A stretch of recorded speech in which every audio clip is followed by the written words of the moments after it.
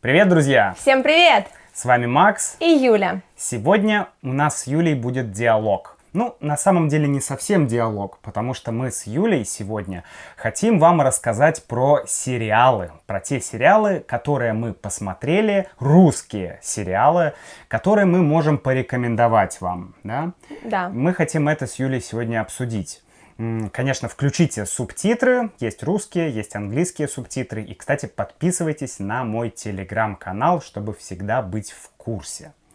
Давай сначала перечислим те сериалы, которые мы с тобой посмотрели. Что мы недавно посмотрели? Мы недавно посмотрели совсем новый российский сериал. Он называется очень странно «Вампиры средней полосы». Да, «Вампиры средней полосы». Что такое средняя полоса? Это на самом деле, это, наверное, это географическая часть России, где, в принципе, располагаются такие основные европейские города. Да, Москва и вот все вот такого вот рода. Да, но там в сериале про какой город говорится? Про Смоленск. Смоленск, да. События разворачиваются в Смоленске, и там рассказывается о том, как клан вампиров живет уже очень долго в Смоленске, да? Да, звучит очень странно. И название, честно говоря, не вызывало какого-то большого желания посмотреть этот сериал. Тем более, что мы очень мало смотрим сериалов, особенно российских. Да. Но на этот сериал было очень много хороших отзывов, что тоже, довольно необычно. Поэтому стало интересно, и мы решили посмотреть. Там всего 8 серий. В первом сезоне 8 В первом серий. сезоне, да, будет продолжение, скорее всего.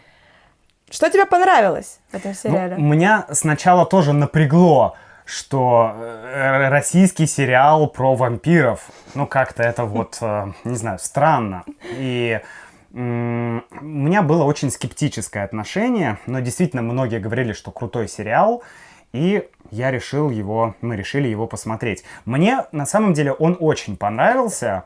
Мне даже сложно сказать, что мне не понравилось. Возможно, у меня есть несколько вопросов к некоторым актерам, но в целом, особенно главный такой старый вампир, это Стоянов, господи... Юрий Стоянов, да, Юрий Стоянов, потрясающий актер, и там он бесподобен, просто бесподобен, потрясающая игра, и вообще то, как снят сериал, мне кажется, вот это то, что нужно российскому сериалу. Он не слишком похож на западные сериалы, да, то есть это не «Сумерки», но в то же время он не похож на вот эти старые русские сериалы из 90-х, типа «Бандитский Петербург» или еще что-то. Они, наверное, хорошие в своем роде, но это уже не то. То есть это уже что-то новое, такой новый формат, он выглядит хорошо. Да, и мне понравилось, что действительно, как мы сказали, действие разворачивается в Смоленске, в небольшом городе, и этот колорит небольшого города, и то, как люди там живут, о чем они думают, да, как они воспринимают Москву, например. Да. Потому что там полицейский приехал из Москвы в Смоленск, чтобы расследовать дело. И вот эта разница как бы обыгрывается: Москва, мегаполис, да, российский, и маленький городок, так скажем, небольшой город Смоленск. Вот эта разница, она там всегда обыгрывается. Это да? правда. Вот. Хорошо, отличный сериал, посмотрите «Вампиры средней полосы». Еще один сериал, который мы с тобой смотрели и вот только недавно закончили. Ты еще уснула на финале. Как обычно. Да. Кстати, это любой сериал. На «Вампирах средней полосы» Юля тоже уснула на финале. И на всех фильмах. Так и не знает, чем закончилось. Но я ей пересказал. Я прочитала. Ты прочитала, хорошо. И пересказал. Да, второй сериал. Да, это YouTube сериал. Он называется «Внутри Лапенко». «Внутри Лапенко», да. И это шоу стало очень популярным в прошлом году, наверное, в начале прошлого года. Это шоу одного актера. Да. Антон Лапенко, молодой актер из Москвы, который снял сериал, где он играет, практически все роли. Да, то есть фишка сериала в том, что Антон Лапенко, один человек, играет разных персонажей. Причем, совсем таких разных персонажей, и женщин, и мужчин.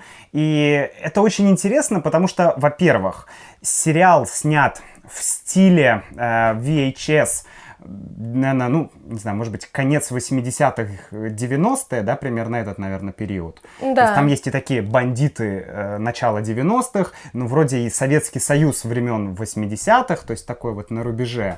Персонажи эти все разные, есть какие-то безумные рокеры, играющие рок, есть инженер, самый, наверное, потрясающий персонаж, Да. есть ведущий новостей, то есть очень яркие персонажи, да? И они все очень разные. Несмотря на то, что их играет один актер, они все равно все абсолютно разные, и ты воспринимаешь их как, отдельных героев.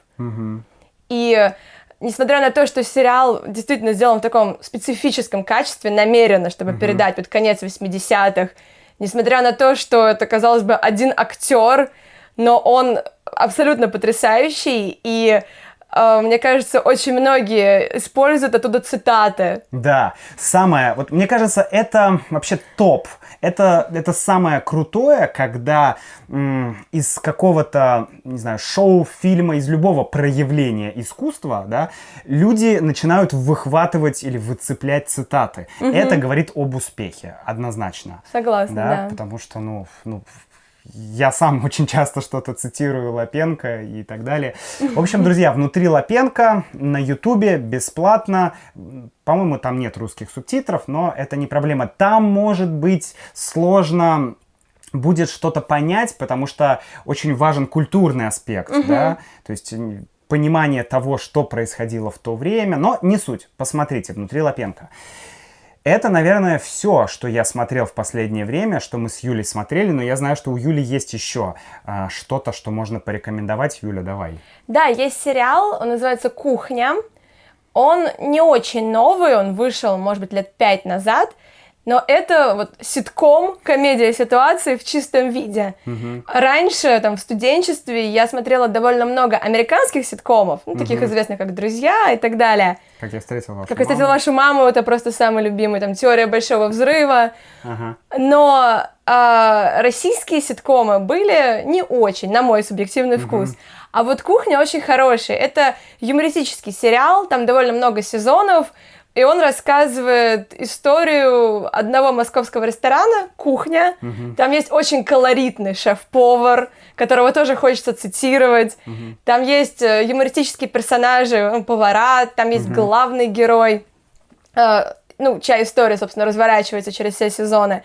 Он смешной, он простой, то есть вот подходит для того, чтобы, не знаю, вечером его включить, чтобы отвлечься от каких-то дел и забот. И, по-моему, там короткие серии по 20 минут, так что «Кухня» тоже можно посмотреть. Третий сериал «Кухня». Хорошо, давай, Юль, в конце подытожим немножко. Что ты можешь сказать о сравнении, может быть, российских и нероссийских сериалах? Что есть у тебя какие-то мысли на этот счет?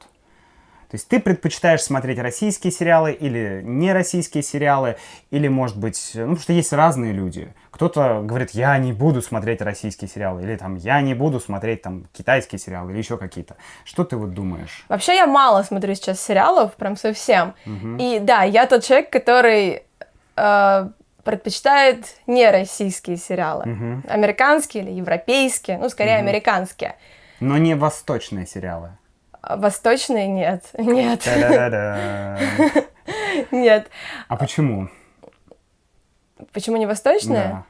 Да. Есть сериал «Великолепный век». Это турецкий сериал, он в какой-то момент стал очень популярен в России. Твоя мама его смотрела? Моя мама его смотрела. Но, не знаю, мне кажется, что он какой-то очень долгий, затянутый, и это все такая как романтическая история, переложенная на исторический контекст. Я не очень люблю такой жанр, в принципе. Поэтому, наверное, и российские сериалы, очень много российских сериалов, ну, там, для телевидения, которые снимаются, это вот какие-то однотипные романтические истории. Санта-Барбара, да? С абсолютно предсказуемыми поворотами. Ты точно знаешь, какие персонажи в какой момент появятся. И поэтому, когда появляется что-то типа «Вампиров средней полосы», это удивляет, потому что там интересный сюжет, там непредсказуемые сюжетные повороты. И вот это классно. А ты-то что смотришь? Я тоже не смотрю на самом деле сериалы, и многие подписчики меня просили рассказать о российских сериалах, а я и не знаю, что сказать. Вот поэтому сейчас мы кое-что посмотрели и этим делимся. Раньше я смотрел очень много зарубежных сериалов, типа Supernatural, типа... «Игра престолов»? Да, «Игра престолов», потом Prison Break, потом вот этот про... Господи, про наркобарона-то «Во все тяжкие», как же он был в оригинале-то, я не помню. Breaking Bad, я и сказал его. Ты сказал. Есть Prison Break, или... Короче, было два сериала, один про тюрьму, другой Про наркобарона? про наркобарона, да, я уже запутался. В общем, я много раньше смотрел этих сериалов, потом перестал. Ну и вот русские сериалы для меня, наверное, открываются как-то сейчас. Мне кажется, что сейчас... Многие режиссеры пытаются снимать что-то, вот опять же, не похоже на западные сериалы, то есть не пытаться копировать западные сериалы. Потому что одно время это было очень популярно. Есть российский сериал, который полностью копирует, такой типа, не знаю, ремейк или как это назвать, западный сериал, вот, который «Побег», я не помню, как он, Prison Break, по-моему, так и назывался, да? Абсолютная копия, только в русской тюрьме. Да. И это просто отвратительно. Есть это много, шлак. Есть много адаптаций, как это Вот. называется. «Доктора Хауса» адаптировали. Даже «Как я встретил вашу маму», вот этот ситком, который шел 9 лет, его попытались адаптировать для России. По-моему, был один сезон с абсолютно теми же ситуациями, переложенными на Москву, да? Там герои в Нью-Йорк, здесь Москва. Это было так нелепо. Вот, поэтому вывод такой, что русские сериалы, которые снимаются, ну, так скажем, по-русски, да, в каком-то вот своем стиле, когда режиссер находит свой стиль, это же верно и для фильмов. Это круто. Когда просто копируют какие-то западные популярные шоу, ну, здесь ничего интересного. Согласна, абсолютно, да. Так что посмотрите эти 3 сериала, друзья, напишите, что вы думаете, и вообще порекомендуйте нам русские сериалы, может быть, вы что-то знаете. Да. И до встречи в следующем видео. До встречи, пока-пока. Пока-пока. А мы пойдем смотреть сериал. Какой? А мы же что-то хотели, погоди, посмотреть. Ты Хотели, говорила. да, вот по книжке Алексея Иванова. Да, что, как он «Пищеблок». назывался? Пищеблок, да, пищеблок. В Про общем, детский лагерь детский лагерь. и вампиров. Юля едет в детский лагерь. Господи, детский лагерь и вампиры. Это как вообще? Ничего нового.